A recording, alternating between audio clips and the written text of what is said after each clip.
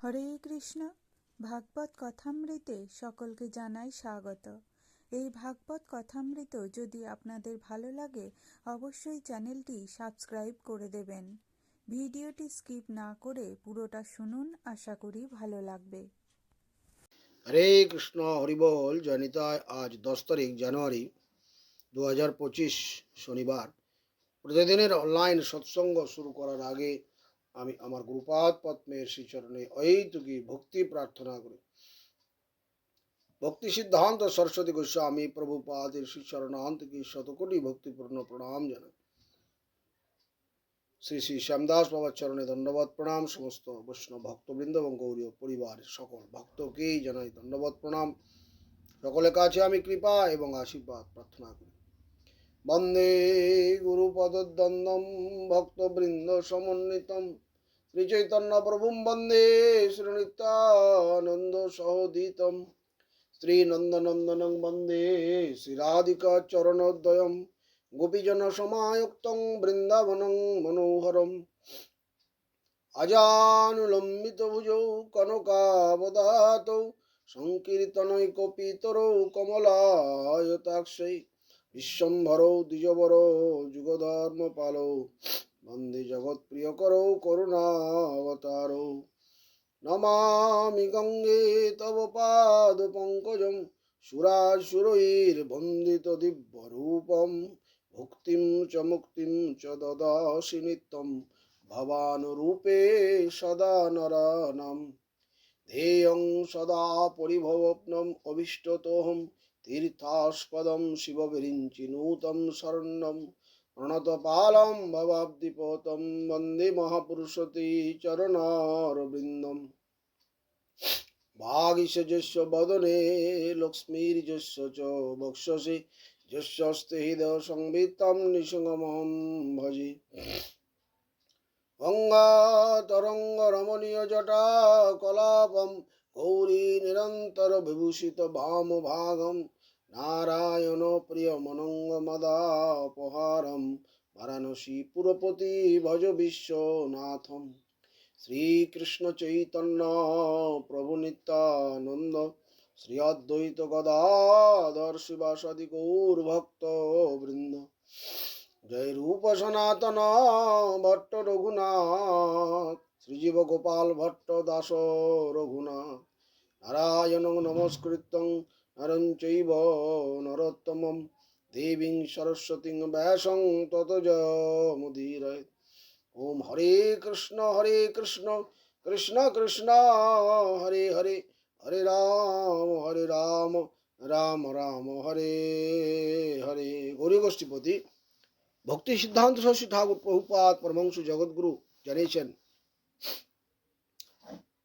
যে হরিনাম হরিনাম হরিনাম অচেতন পদার্থ নয়। হরিনাম কোনো অচেতন পদার্থ নয়, কিংবা কোনো কল্পনার বস্তু নয়। হরিনাম একটা কল্পনার বস্তু, অনেকে মনে করে এটা কল্পনার বস্তু হরিনাম। কিন্তু প্রভুপাদ বলছেন যে হরিনাম কোনো অচেতন পদার্থ নয়, কোনো কল্পনার বস্তু নয়। যে এই যে দৃশ্য পরিদৃশ্যমান জগৎ, যে আমরা চোখে দেখি, আমরা চোখ দিয়ে দেখছি যা কিছু দৃশ্যমান জগৎ, এই বস্তু হরিনাম নয়। এই চোখের দ্বারা এই দৃশ্যমান জগতে সেই হরিনামকে দেখা যায় না।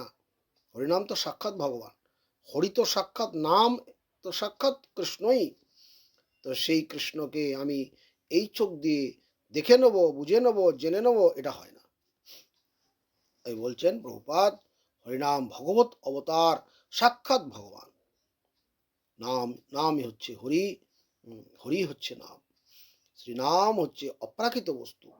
এই সমস্ত প্রভুপাদের যে উপদেশ, এই সমস্ত উপদেশগুলো আমার যখন মালার মতো একটা মালা গাঁথা হয় না, একটা মালা গাঁথা হয়, ঠিক সেরকম এই মালা গাঁথার মতো এই উপদেশগুলো আমি যখন হৃদয়ে রাখতে পারবো, তখন আমি সেই যে মহাজনের বাক্য, প্রভুপাদের উপদেশ, সেটা কি বলেছেন সেটা আমি উপলব্ধি করতে পারবো। এই জন্য এই প্রভুপাদের উপদেশ বিশেষ করে খুব বেশি করে শোনা দরকার আমাদের। আমাদের বদ্ধ জীব আমরা। তাই এই উপদেশকে আমাদের খুব ভালো করে শুনতে হবে। বলছেন যে অপ্রাকৃত বস্তু এই নাম, হ্যাঁ, সর্বশক্তিমান ভগবান স্বয়ং এই নামটা কৃষ্ণ নাম। আমরা যেটা জপমালায় জপ করি, মুখে করি, যে নাম মহামন্ত্র, এটা হচ্ছে সর্বশক্তিমান ভগবান স্বয়ং। সব শক্তি ওই নামের মধ্যে আছে। আর কত বড় বস্তু সেটাকে আমরা নাম করার সময় চিন্তা করি যে এত বড় শক্তি নামের মধ্যে রয়েছে। ওই করতে হয় করি, এটা হেলাফেলা, এটা করলাম কি করলাম না, এরকম একটা ভাব। যে নাম যে কত বড় শক্তিমান, সেটা কত তার ক্ষমতা আছে, সেটা আমরা বুঝি না, জানি না, জানার জায়গায় যাওয়ার চেষ্টাও করি না।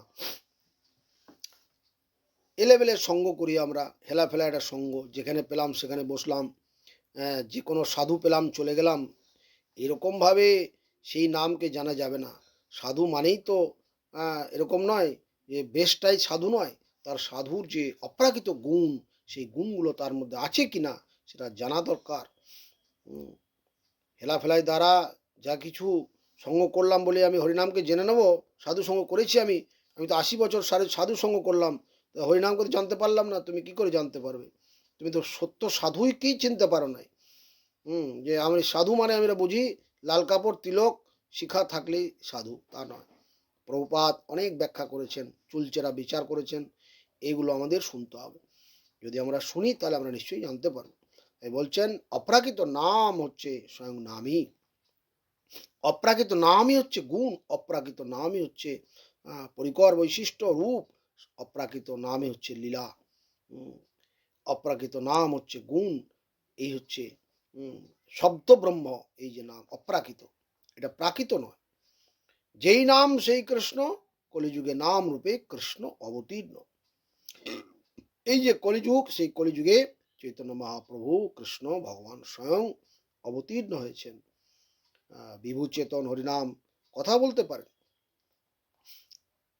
যিনি হরিনাম করতে প্রবৃত্ত হন, তিনি নাম প্রভুর ভৃত্য, সাক্ষাৎ কৃষ্ণ, কৃষ্ণ নাম রূপে এখানে এসেছেন আমাকে কৃপা করার জন্য, আমাকে ধন্য করার জন্য। এই জন্য আমরা হরিনামকেই আশ্রয় করব, আর কোনো বস্তুকে আমরা আশ্রয় করব না, কারো কাছে যাব না। যিনি আমাকে সেই অপ্রাকৃত নাম দিয়ে আনন্দ বিধান করেছেন, আমি সেই সাধুর কাছেই গমন করব। নাম সংকীর্তন হচ্ছে একমাত্র মঙ্গল লাভের সহজ উপায়, শ্রেষ্ঠ উপায় নাম। এই কলিযুগে নাম ছাড়া কোনো দ্বিতীয় কোনো পন্থা নাই, আর কোনো অল্টারনেট কোনো রাস্তা নাই। এই জগতে আর কোনো কৃত্য নাই যারা হরিনাম করেন। বলছেন চৈতন্য চরিতামৃত গ্রন্থে বলা আছে, যারা হরিনাম করেন তাদের এই জগতের কোনো আর কোনো কাজ তাদের নাই, কৃত্য নাই, কোনো কিছু করার দরকার নাই এই জগতে। যারা হরিনাম করেন সেইভাবে নাম সংকীর্তন একমাত্র উপায়। তাই বলছেন অদক্ষজ সেবা প্রবেশের অন্য কোনো ভগবানকে জানার আর কোনো উপায় নেই। নাম সংকীর্তন একমাত্র উপায়, নাম সংকীর্তন ছাড়া কোনো উপায় নাই। 3 বার ত্রিশত্ব করে বলেছেন হরের নাম হইব, হরের নাম হরের নামইব কেবলম, কলৌ নাস্তিব নাস্তিব নাস্তিব গতিরন্যথা। 3 বার ত্রিশত্ব করে বলেছেন নাস্তিব নাস্তিব নাস্তিব, 3 বার বলা আছে যে কোনো উপায় নেই। কলৌ তু নাম মাত্রেন পূজ্যতে ভগবান হরি। কলৌ তু নাম মাত্র, কলিযুগের মানুষের, একমাত্র কলিযুগের মানুষের এই নামের দ্বারা ভগবান হরি পূজিত হন। কৃষ্ণ নাম, এই যে নাম মহামন্ত্র, এর দ্বারা ভগবান হরি পূজিত হন, সন্তুষ্ট হন। ভগবান সন্তুষ্ট হলে আমিও সন্তুষ্ট, ভগবানকে আমি আনন্দ দিতে পারলে আমি আনন্দ থাকবো। এই ফর্মুলাটা আমরা বুঝি না। আমরা ভাবি আমরা নিজে সুখ করব, নিজে আনন্দ করব, ভোগ করব, এটা নয়। এই ফর্মুলাটা দুঃখের কারণ। যিনি বুঝতে পেরেছেন তিনি ভাগ্যবান। আজকে এই পর্যন্তই, পরের দিন আমরা আবার আলোচনা করব প্রভুপাদের উপদেশ থেকে। হরে কৃষ্ণ, বহুত বহুত ধন্যবাদ। ভিডিওটি ভালো লাগলে অবশ্যই কমেন্টে জানাবেন।